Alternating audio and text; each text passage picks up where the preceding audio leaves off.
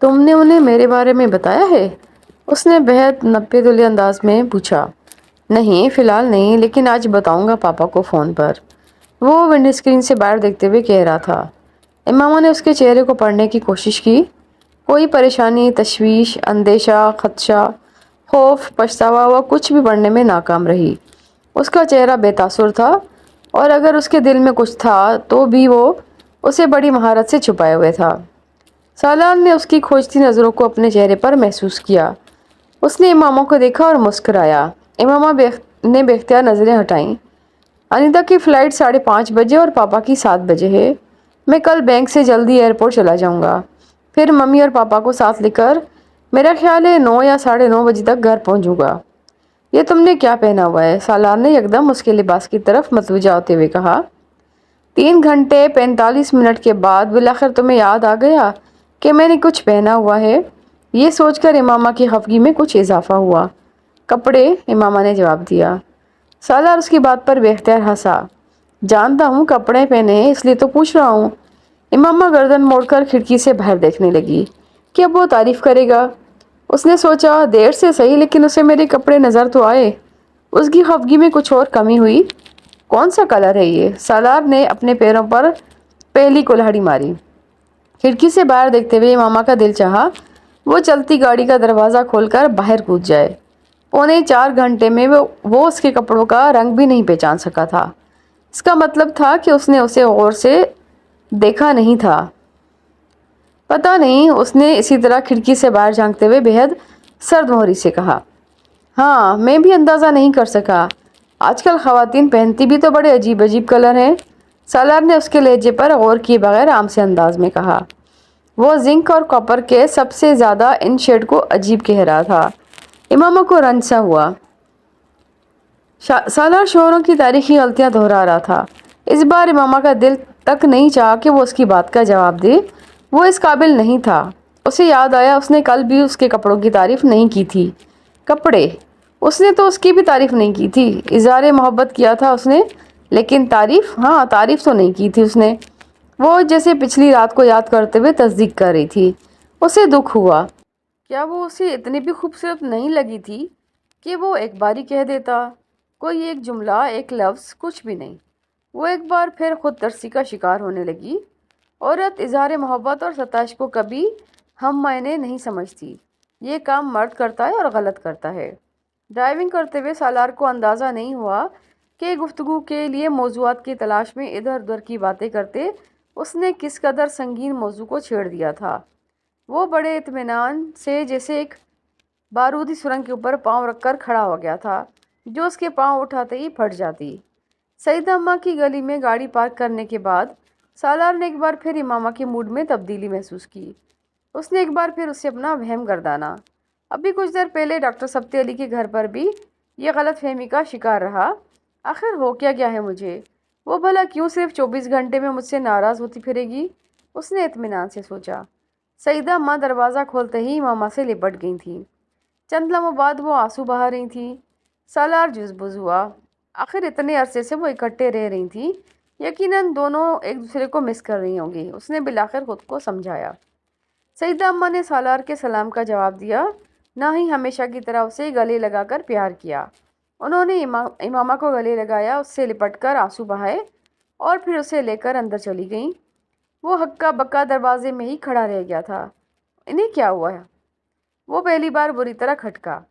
اپنے احساس کو وہم سمجھ کر جھٹکنے کی کوشش اس بار کامیاب نہیں ہوئی۔ کچھ غلط تھا، مگر کیا؟ وہ کچھ دیر وہیں کھڑا رہا، پھر اس نے پلٹ کر بیرونی دروازہ بند کیا اور اندر چلا گیا۔ وہ دونوں کچھ باتیں کر رہی تھیں، اسے دیکھ کر یکدم چپ ہو گئیں۔ سالار نے امامہ کو اپنے آنسو پوچھتے دیکھا۔ وہ ایک بار پھر ڈسٹرب ہوا۔ میں چائے لے کر آتی ہوں۔ بادام اور گاجر کا حلوہ بنایا ہے آج میں نے۔ سعیدہ اماں یہ کہتے ہوئے کھڑی ہوئیں۔ سالار نے بے اختیار انہیں ٹوکا۔ سعیدہ اماں کسی چیز کی ضرورت نہیں ہے، ہم لوگ کھانا کھا کر آئے ہیں اور چائے بھی پی لی ہے۔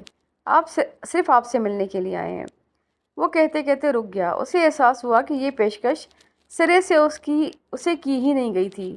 سعیدہ اماں مکمل طور پر امامہ کی طرف متوجہ تھی اور امامہ اسے کچھ کھانے پینے میں متعامل نظر نہیں آئی۔ میں کھاؤں گی اور میں آپ کے ساتھ چلتی ہوں۔ آپ کس طرح اٹھائیں گی برتن؟ امامہ نے سیدہ اماں سے کہا اور پھر ان کے ساتھ ہی کچن میں چلی گئی۔ سالار ہمنکوں کی طرح وہاں بیٹھا رہ گیا۔ اگلے 15 منٹ وہ اس صورتحال پر غور کرتا رہا، وہیں بیٹھا کمرے کی چیزوں کو دیکھتا رہا۔ بالآخر 15 منٹ کے بعد امامہ اور سیدہ اماں کی واپسی ہوئی۔ اسے امامہ کی آنکھیں پہلے سے کچھ زیادہ سرخ اور متورم لگیں۔ یہی حال کچھ اس کی ناک کا تھا۔ وہ یقیناً کچن میں روتی رہی تھی، مگر کس لیے؟ وہ اب الجھ رہا تھا۔ کم از کم اب وہ آنسو اسے سیدہ اماں اور اس کی باہمی محبت و یگانگت کا نتیجہ نہیں لگ رہے تھے۔ سیدہ اماں کے چہرے اور آنکھوں میں اسے پہلے سے بھی زیادہ سردموری نظر آئی۔ اسے اس وقت چائے میں دلچسپی تھی، نہ کسی حلوے کی طلب۔ کچھ بھی کھانا اس کے لیے بدہضمی کا باعث ہوتا، لیکن جو ماحول یکدم وہاں بن گیا تھا اس نے اسے ضرورت سے زیادہ محتاط کر دیا تھا۔ کسی انکار کے بغیر اس نے خاموشی سے پلیٹ میں تھوڑا سا حلوہ نکالا۔ امامہ نے ڈاکٹر سبتی علی کے گھر کی طرح یہاں بھی اس سے پوچھے بغیر اس کی چائے میں 2 چمچ چینی ڈال کر اس کے سامنے رکھ دی، پھر اپنی پلیٹ میں لیا ہوا حلوہ کھانے لگی۔ چند منٹوں کی خاموشی کے بعد بالآخر سیدہ اماں کی قوت برداشت جواب دے گئی تھی۔ اپنے ہاتھ میں پکڑی پلیٹ ایک طرف رکھتے ہوئے انہوں نے اپنی اینک کو ناک پر ٹھیک کرتے ہوئے تیز نظروں سے سالار کو گھورا۔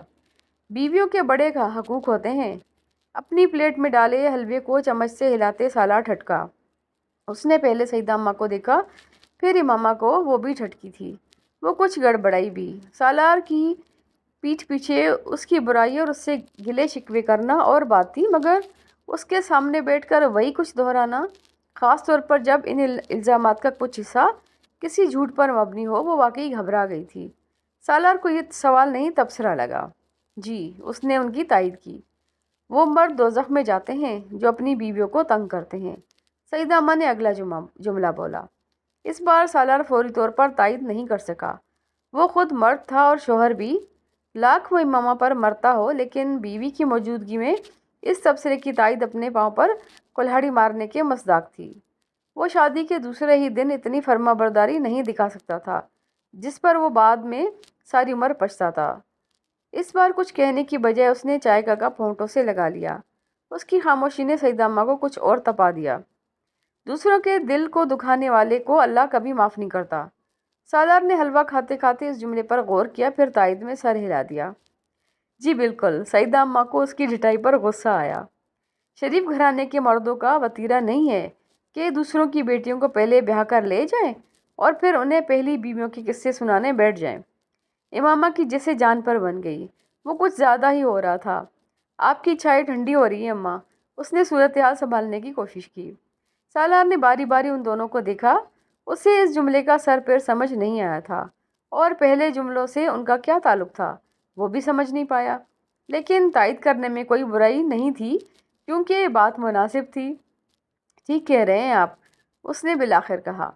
اس کی سعادت مندی نے سیدہ اماں کو مزید تپا دیا۔ شکل سے کیسا شریف لگ رہا ہے، اسی لیے تو سبت بھائی کو بھی دھوکہ ہو گیا۔ انہوں نے ڈاکٹر سبت علی کو غلطی پر چوٹ دی۔ آمنہ کے لیے بہت رشتے تھے، سیدہ اماں نے سلسلہ کلام جوڑا۔ انہیں اندازہ نہیں تھا کہ وہ ایک غلط آدمی کو امامہ کی قدر و قیمت کے بارے میں غلط لیکچر دے رہی تھی۔ حلوے کی پلیٹ ہاتھ میں لیے سالار نے ایک نظر امامہ کو دیکھا، پھر سیدہ اماں کو، جو بے حد جوش و خروش سے کہہ رہی تھی، یہ سامنے والے ظہور صاحب کے بڑے بیٹے نے آمنہ کو کہیں دیکھ لیا تھا۔ ماں باپ کو صاف صاف کہہ دیا۔ اس نے کہا کہ شادی کروں گا تو اسی لڑکی سے۔ خالہ کی بیٹی کے ساتھ بچپن کی منگنی بھی توڑ دی۔ اس بار سالار نے حلوے کی پلیٹ ٹیبل پر رکھ دی۔ وہ کم از کم امامہ کے کسی ایسے رشتے کی تفصیلات مزے سے حلوہ کھاتے ہوئے نہیں سن سکتا تھا۔ امامہ نے اس بار سیدہ اماں کو روکنے کی کوشش نہیں کی تھی۔ بڑی ہی عامیانہ بات تھی، لیکن وہ بھی جیسے چاہتی تھی کہ کوئی سالار کو بتائے کہ وہ قابل قدر ہے۔ وہ اسے صرف بیوی سمجھ کر برتاؤ نہیں کر سکتا۔ جوتے گھس گئے لڑکے کے، ماں کے یہاں چکر لگا کر محلے کے ہر معزز آدمی سے کہلوایا اس نے۔ میرے بیٹوں تک کو انگلینڈ فون کرایا اس رشتے کے لیے، سیدہ اماں بول رہی تھی۔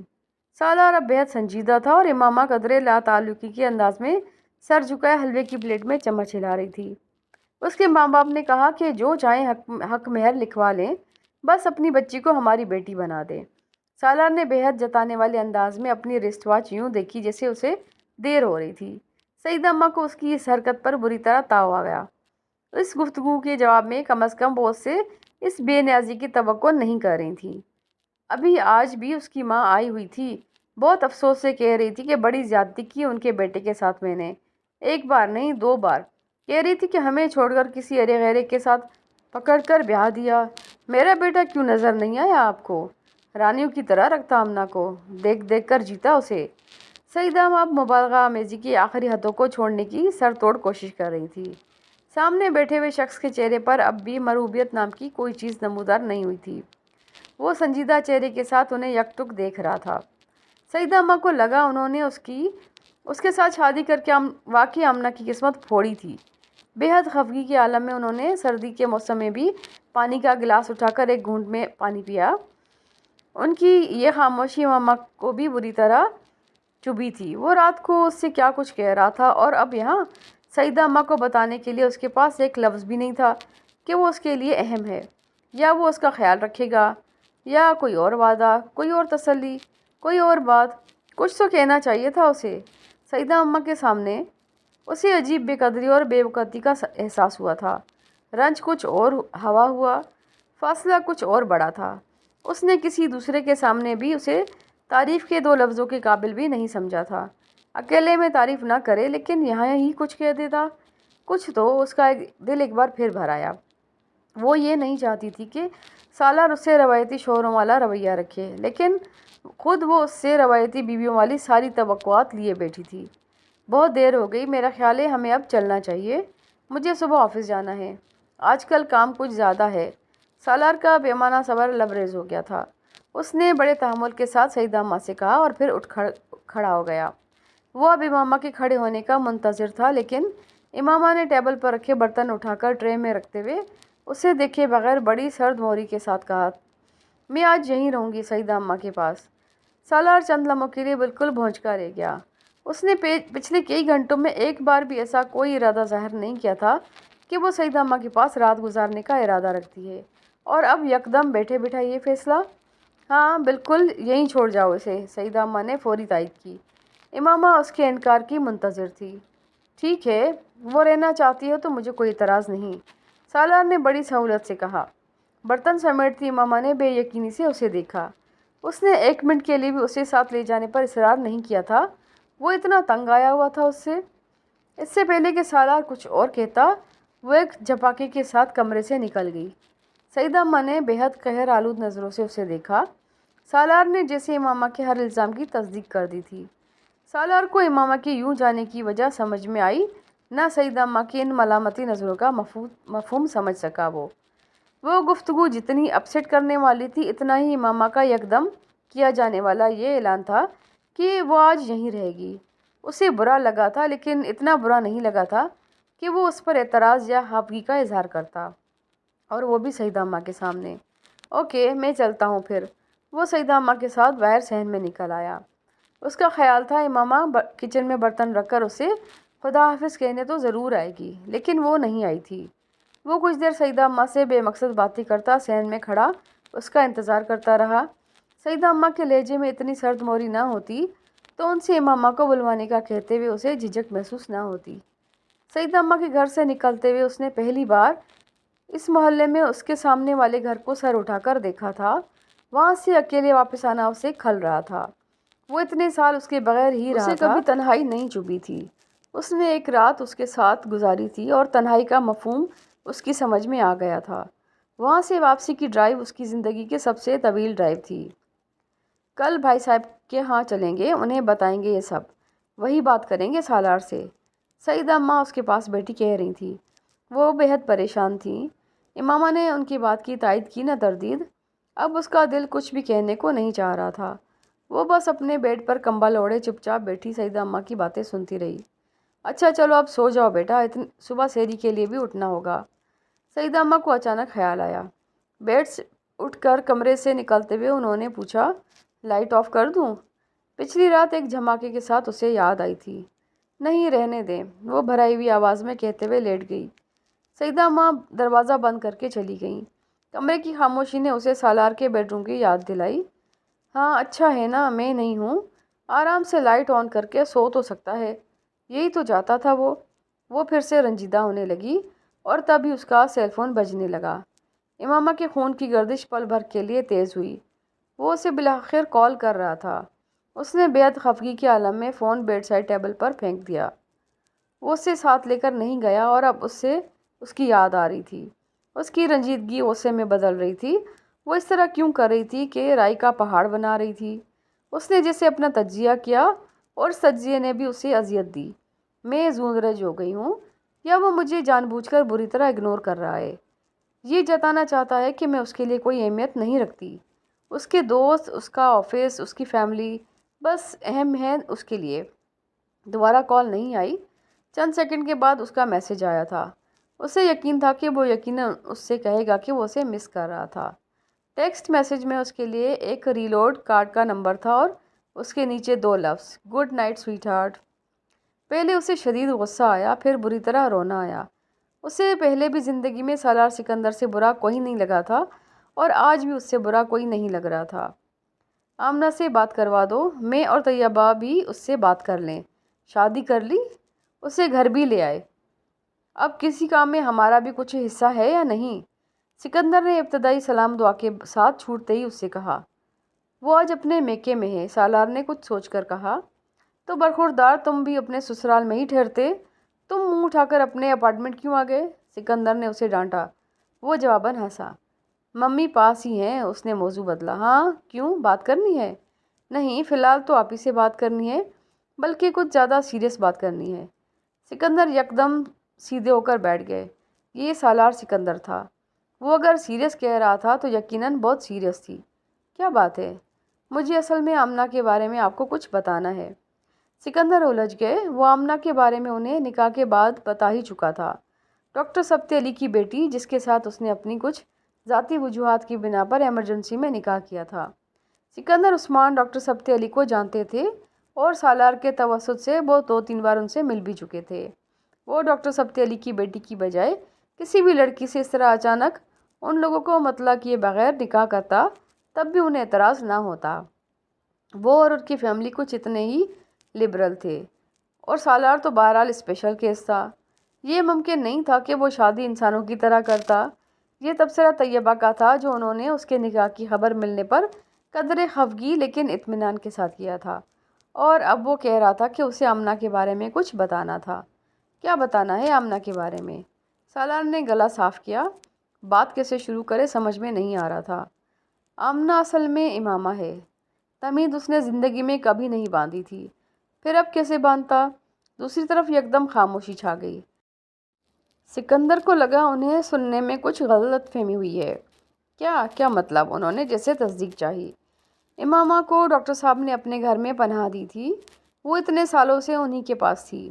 انہوں نے اس کا نام چینج کر دیا تھا اس کے تحفظ کے لیے۔ مجھے نکاح کے وقت یہ پتہ نہیں تھا کہ وہ امامہ ہے، لیکن وہ امامہ ہے۔ آخری جملے کے علاوہ اسے باقی کی تفصیل احمقانہ نہیں لگی۔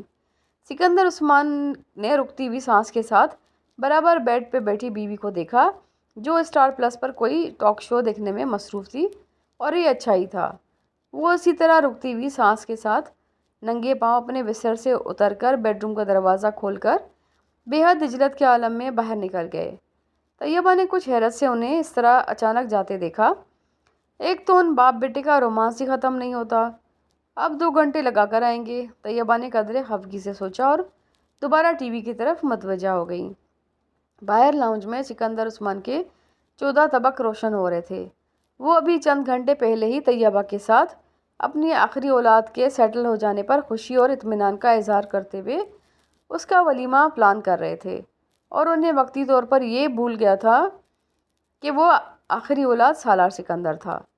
2 گھنٹے تک لاؤنج میں اس کے ساتھ طویل گفت و شنید کے بعد وہ جب بالآخر واپس بیڈ روم میں آئے تو طیبہ سو چکی تھی، لیکن سکندر عثمان کی نیند اور اطمینان دونوں ہی رخصت ہو چکے تھے۔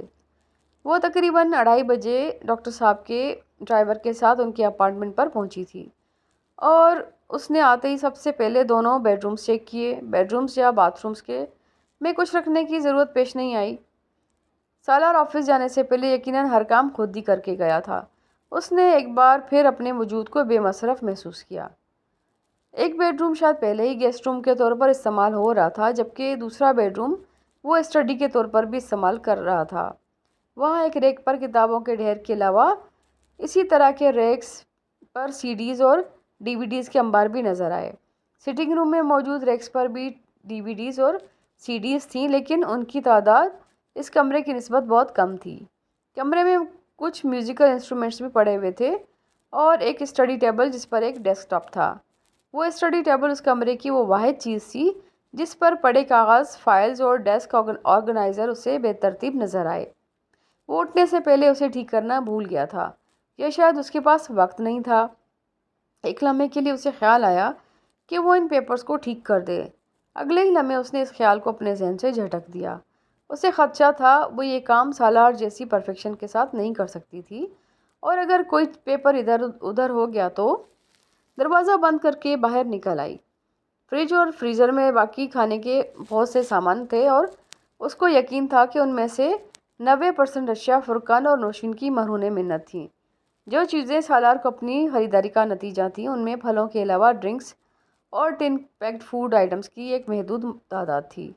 اس نے چند ٹن نکال کر دیکھے، وہ تقریباً سب کے سب سی فوڈ تھے۔ امامہ کو کھانے میں صرف ایک چیز ناپسند تھی، سی فوڈ۔ روزے کی وجہ سے اس کا معدہ خالی نہ ہوتا تو ان ڈبوں پر بنے ہوئے کریبز اور پرانس کو دیکھ کر اسے وامٹنگ شروع ہو جاتی۔ اس نے بڑی مایوسی کے عالم میں ان ٹنز کو واپس فریج میں رکھ دیا۔ یقیناً وہ ڈیکوریشن کے مقصد سے خرید کر نہیں رکھے گئے تھے، وہ خرید کر لاتا تو یقیناً کھاتا بھی ہوگا۔ اس کا خراب موڈ کچھ اور ابتر ہوا۔ ابھی اور کیا کیا پتہ چلنا تھا اس کے بارے میں۔ اس نے کچن کے کیبنٹس کھول کر دیکھے اور بند کر دیے۔ اسے اندازہ ہو گیا تھا کہ اس کچن میں فریج کے علاوہ صرف کافی کیبنٹس اور برتنوں کے ریکس کے علاوہ کہیں کچھ نہیں۔ وہ کچن صرف ناشتے اور سینڈوچ والے میلز کے علاوہ صرف چائے یا کافی کے لیے استعمال ہوتا تھا۔ وہاں اسے چند فرائنگ پینس کے علاوہ کسی قسم کے پکانے کے برتن نظر نہیں آئے۔ کچن میں موجود کراکری بھی ایک ڈنر سیٹ اور چند واٹر اور ٹی سیٹس پر مشتمل تھی، یا اس کے علاوہ کچھ مگز تھے یا پھر بریک فاسٹ سیٹ۔ یقیناً اس کے گھر آنے والے افراد کی تعداد بھی زیادہ نہیں تھی۔ وہ کچن سے نکل آئی۔ اپارٹمنٹ کا واحد غیر دریافت شدہ حصہ بالکنی تھا۔ دروازہ کھول کر باہر نکل آئی اور وہ پہلی جگہ تھی جہاں آتے ہی اس کا دل خوش ہوا تھا۔ 6 فٹ چوڑی اور 12 فٹ لمبی وہ ٹیرس نما بالکنی کو ٹیرس گارڈن کہنا زیادہ مناسب تھا۔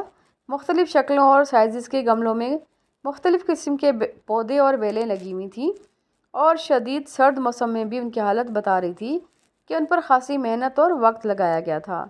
وہاں آس پاس کی بالکنیوں سے بھی ایسے سبز رنگ کے پودے اور بیلیں جھانکتی نظر آ رہی تھیں، لیکن یقیناً سالار کی بالکنی کی حالت سب سے بہتر تھی۔ لاؤنج کی قدادم کھڑکیاں بھی اسی بالکنی میں تھیں، اور بالکنی میں ان کھڑکیوں کے پاس دیوار کے ساتھ زمین پر ایک میٹ موجود تھا۔ وہ شاید یہاں آ کر بیٹھتا ہوگا یا دھوپ لیتا ہوگا، شاید ویکینڈ پر، ورنہ سردی کے موسم میں اس میٹ کے علاوہ وہاں موجودگی کا مقصد اسے سمجھ میں نہیں آیا۔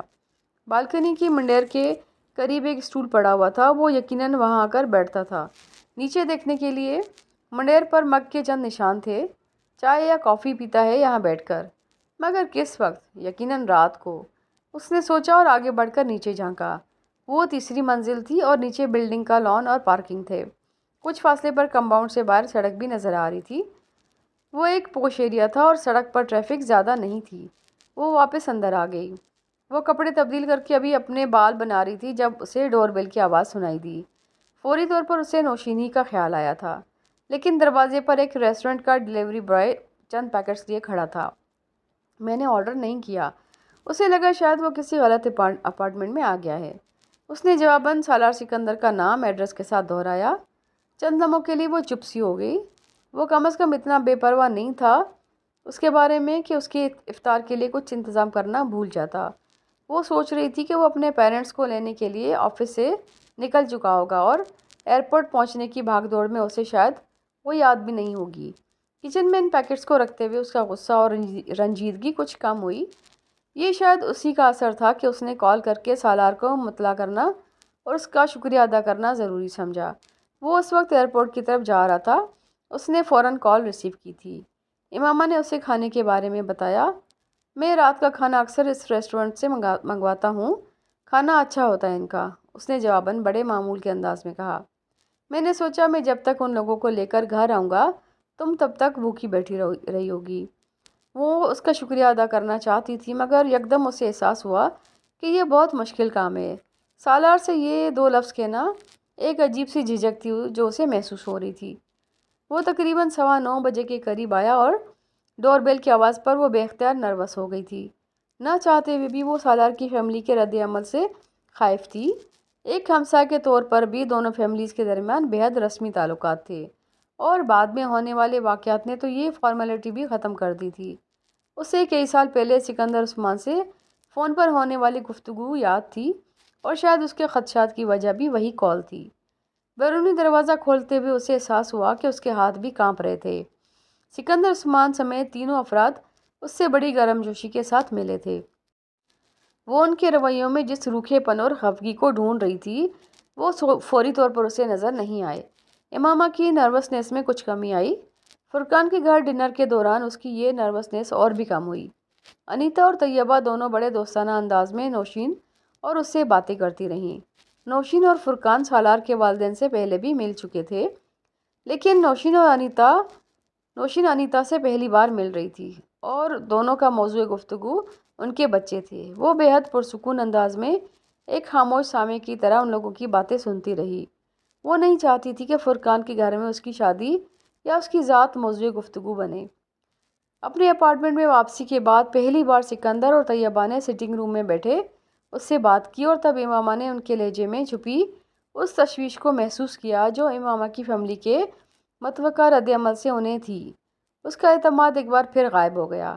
اگرچہ انہوں نے کھلے عام امامہ کے سامنے ہاشم مبین یا ان کے خاندان کے حوالے سے کوئی بات نہیں کی، لیکن وہ لوگ اب ولیمہ کا فنکشن اسلام آباد کی بجائے لاہور میں منعقد کرنا چاہتے تھے۔ وہ سالار کی رائے سننا چاہتی تھی، لیکن وہ گفتگو کے دوران خاموش رہا۔ جب گفتگو کے دوران خاموشی کے وقفوں کی تعداد بڑھنے لگی تو یکدم امامہ کو احساس ہوا کہ گفتگو میں آنے والی اس بے ربطگی کی وجہ وہ تھی۔ وہ چاروں اس کی وجہ سے کھل کر بات نہیں کر پا رہے تھے۔ بالکل بیٹا، تم سو جاؤ، تمہیں سحری کے لیے اٹھنا ہوگا، ہم لوگ تو ابھی کچھ دیر بیٹھیں گے، اس کے نیند آنے کے بہانے پر سکندر عثمان نے فوراً کہا تھا۔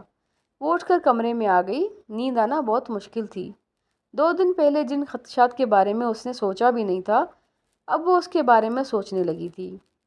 اسے اندازہ تھا کہ سکندر عثمان ان دونوں کی شادی کو خفیہ ہی رکھنا چاہتے ہیں تاکہ اس کی فیملی کو اس کے بارے میں پتہ نہ چلے۔ وہ بہت دیر تک اپنے بیڈ پر بیٹھی ان خدشات اور خطرات کے بارے میں سوچتی رہی جو انہیں محسوس ہو رہے تھے۔ اس وقت وہاں اکیلے بیٹھے پہلی بار اس نے سوچا کہ اس سے شادی کر کے سالار نے کتنا بڑا خطرہ مول لیا تھا۔ جو بھی اس سے شادی کرتا وہ کسی نہ کسی حد تک خود کو غیر محفوظ ضرور کر لیتا، لیکن سالار سکندر کی صورت میں صورتحال اس کے لیے زیادہ خراب ہوتی، کیونکہ اس کے ساتھ اس کے اس رشتے کا انکشاف ہونے کے چانسز زیادہ تھے۔ وہ زیادہ سے زیادہ کیا کر سکتے تھے، اس نے سوچا۔ مجھے یا سالار کو جان سے تو کبھی نہیں ماریں گے۔ اسے اب بھی اندھا اعتماد تھا کہ کہیں نہ کہیں اس کی فیملی اتنا لحاظ ضرور کرے گی۔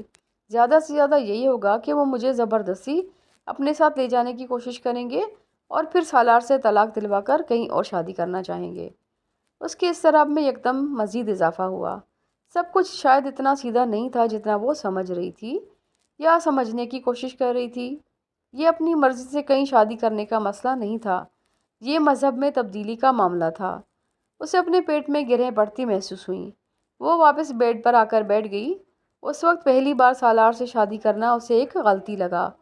وہ ایک بار پھر اسی کھائی کے کنارے آ کر کھڑی ہو گئی تھی جس سے وہ اتنے سالوں سے بچتی پھر رہی تھی۔ نیند میں وہ اس کے ہاتھوں میں رسیاں باندھ کر اسے کھینچ رہے تھے۔ رسیاں اتنی سختی سے باندھی ہوئی تھیں کہ اس کی کلائیوں سے خون رسنے لگا تھا، اور ان کے ہر جھٹکے کے ساتھ وہ درد کی شدت سے بے اختیار چلاتی۔ وہ کسی بازار میں لوگوں کی بھیڑ کے درمیان کسی قیدی کی طرح لے جائی جا رہی تھی۔ دونوں اطراف میں کھڑے ہوئے لوگ بلند آواز میں کہے لگاتے ہوئے اس پر آوازیں کس رہے تھے۔ پھر ان لوگوں میں سے ایک مرد نے، جو اس کی کلائیوں میں بندھی رسیوں کو کھینچ رہا تھا، پوری قوت سے رسی کو جھٹکا دیا۔ وہ گھٹنوں کے بل اس پتھریلے راستے پر گری۔ امامہ، امامہ، اٹس می، اٹھ جاؤ، سحری ختم ہونے میں تھوڑا سا وقت رہ گیا ہے۔ وہ ہڑبڑا کر اٹھی، بیڈ سائڈ ٹیبل لیمپ آن کیا۔ سالار اس کے پاس کھڑا نرمی سے اس کا کندھا ہلاتے ہوئے اسے جگا رہا تھا۔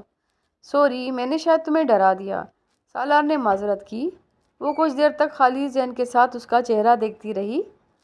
وہ گزرے ہوئے سالوں میں ایسے خواب دیکھنے کی عادی ہو گئی تھی اور خوابوں کا یہ سلسلہ اب بھی نہیں ٹوٹا تھا۔ کوئی خواب دیکھ رہی تھی؟ سالار نے جھک کر گود میں رکھے اس کے ہاتھ کو ہلاتے ہوئے پوچھا۔ اسے یوں لگا تھا وہ ابھی بھی نیند میں تھی۔ امامہ نے سر ہلا دیا۔ وہ اب نیند میں نہیں تھی۔ تم کمبل لیے بغیر سو گئی، سالار نے گلاس میں پانی اونڈیلتے ہوئے کہا۔ امامہ نے چوک کر بیڈ پر پڑے کمبل کو دیکھا۔ وہ واقعی اسی طرح پڑا تھا۔ یقیناً وہ بھی رات کو کمرے میں سونے کے لیے نہیں آیا تھا۔ کمرے کا ہیٹر آن رہا تھا ورنہ وہ سردی لگنے کی وجہ سے ضرور اٹھ جاتی۔ جلدی آ جاؤ، بس 10 منٹ رہ گئے ہیں۔ وہ اسے پانی کا گلاس تھماتے ہوئے کمرے سے نکل گیا۔ منہ ہاتھ دھونے کے بعد جب وہ سٹنگ ایریا میں آئی تو وہ سحری کر چکا تھا اور چائے بنانے میں مصروف تھا۔ لاؤنج یا کچن میں اور کوئی نہیں تھا۔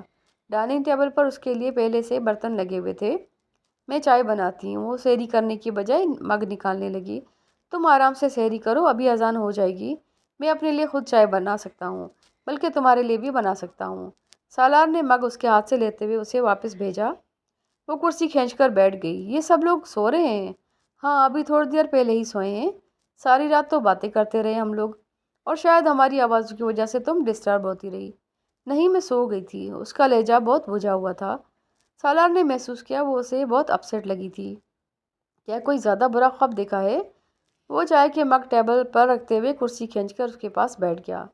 خواب؟ وہ چونکی۔ نہیں، ایسے ہی۔ وہ کھانا کھانے لگی۔ صبح ناشتہ کتنے بجے کریں گے یہ لوگ؟ اس نے بات بدلتے ہوئے پوچھا۔ وہ بے اختیار ہنسا۔ یہ لوگ؟ کون سے لوگ؟ یہ تمہاری دوسری فیملی ہے اب۔ ممی پاپا کہو انہیں، اور انیتا کو انیتا۔ وہ اس کی بات پر بے اختیار شرمندہ ہوئی۔ وہ واقعی کل رات سے ان کے لیے وہی 2 لفظ استعمال کر رہی تھی۔ ناشتہ تو نہیں کریں گے؟ ابھی گھنٹہ 1.5 گھنٹہ تک اٹھ جائیں گے، 10 بجے کی فلائٹ ہے۔ سالار نے اس کی شرمندگی کو بھانپتے ہوئے بات بدل دی۔ صبح 9 بجے کی؟ اتنی جلدی کیوں جا رہے ہیں؟ وہ حیران ہوئی۔ صرف تم سے ملنے کے لیے آئے تھے یہ لوگ۔ پاپا کی کوئی میٹنگ ہے آج 2 بجے، اور انیتا تو اپنے بچوں کو ملازمہ کے پاس چھوڑ کر آئی ہے۔ چھوٹی بیٹی تو صرف 6 ماہ کی ہے اس کی، وہ بتا رہا تھا۔ چائے پئیں گے ناشتے کے بجائے؟ وہ تم بنا دینا، میں ابھی نماز پڑھ کر آ جاؤں گا، پھر ان کے ساتھ ہی آفس کے لیے تیار ہوں گا اور انہیں ایئرپورٹ چھوڑ کر پھر آفس چلا جاؤں گا۔ سالار نے جمائی روکتے ہوئے خالی کپ اٹھایا اور کھڑا ہو گیا۔ امامہ نے کچھ حیرانی سے اسے دیکھا۔ تم سو گے نہیں؟ نہیں، شام کو آفس سے آنے کے بعد سوؤں گا۔ تم چھٹی لے لیتے، امامہ نے روانی سے کہا۔ سنک کی طرف جاتے ہوئے سالار نے پلٹ کر امامہ کو دیکھا اور پھر بے اختیار ہنسا۔ سونے کے لیے آفس سے چھٹی لے لیتا؟ میرے پروفیشن میں ایسا نہیں ہوتا۔ تم سوئے نہیں رات کو، اس لیے کہہ رہی ہوں۔ وہ اس کی بات پر جھنپی تھی۔ میں 48 گھنٹے بغیر سوئے یون کے لیے کام کرتا رہا ہوں، وہ بھی شدید گرمی اور سردی میں، ڈیزاسٹر اسٹریٹجک ایریاز میں، اور رات کو تو ماں باپ کے پاس بیٹھا پرفیکٹ کنڈیشنز میں باتیں کرتا رہا ہوں۔ تھکتا کیوں؟ اذان ہو رہی تھی۔ اب پلیز مگ مت دھونا، مجھے ابھی اپنے برتن دھونے ہیں۔ امامہ نے چائے کا مگ خالی کرتے ہوئے اسے روکا۔ وہ ٹی بیگ نکال کر ویسٹ باسکٹ میں پھینکنے لگی تھی۔ ٹھیک ہے، دھوئیے۔ سالار نے بڑی خوشدلی کے ساتھ مگ سنک میں رکھا اور پلٹا۔ وہ کوڑے دان کا ڈھکن ہٹاتے ہوئے فک ہوتی رنگت کے ساتھ ٹی بیگ کے ہاتھ میں پکڑے کسی بت کی طرح کھڑی تھی۔ سالار نے ایک نظر اسے دیکھا، پھر کوڑے دان کے اندر پڑی اس چیز کو جس نے اسے یوں شاکڈ کر دیا تھا۔ نان الکوہل ڈرنک، وہ مدھم آواز میں کہتے ہوئے کچن سے باہر نکل گیا۔ وہ بے اختیار شرمندہ ہوئی۔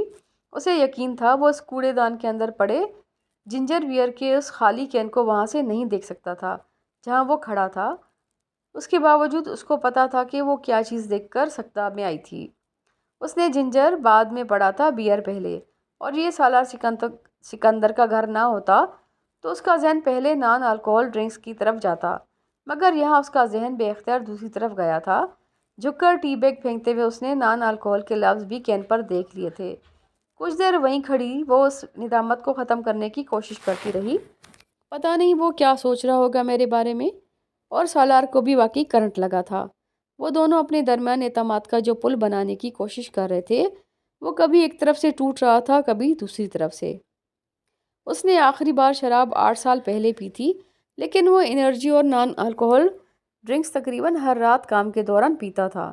امامہ کو ویسٹ باسکٹ کے پاس شاکڈ دیکھ کر اسے یہ جاننے میں سیکنڈز بھی نہیں لگے تھے کہ ویسٹ باسکٹ میں پڑی کون سی چیز اس کے لیے شاکنگ ہو سکتی تھی۔ وہ کارپوریٹ سیکٹر سے تعلق رکھتا تھا اور جن پارٹیز میں جاتا تھا وہاں ڈرنکس ٹیبل پر شراب بھی موجود ہوتی تھی، اور ہر بار اس مشروب سے انکار پر کسی نے پچھلے 8 سال کے دوران شاید ایک بار بھی یہ نہیں سوچا ہوگا کہ وہ جھوٹ بول رہا ہے، کیونکہ ان میں سے کوئی بھی 9 سال پہلے والے سالار سکندر سے واقف نہیں تھا۔